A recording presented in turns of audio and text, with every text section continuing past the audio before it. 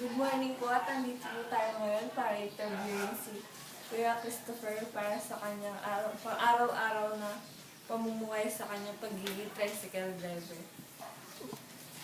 Kuya Christopher, magkano po yung daily income nyo bawat araw? Siguro 300 to 350 na. Ano ba yung presyong or kinikita nyo na napakababa sa isang araw po? Siguro 200. 200 po. Sapat po ba yung kinikita nyo yun para sa pamilya nyo at sa amin? Hindi. Hindi.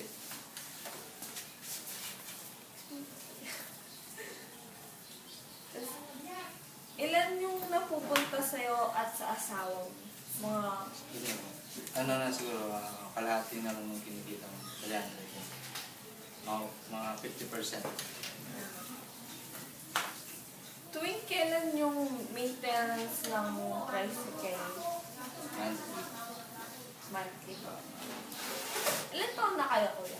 23. Turning to 24. Ilan naman yung mga anak niyo? Isa. Dalawa.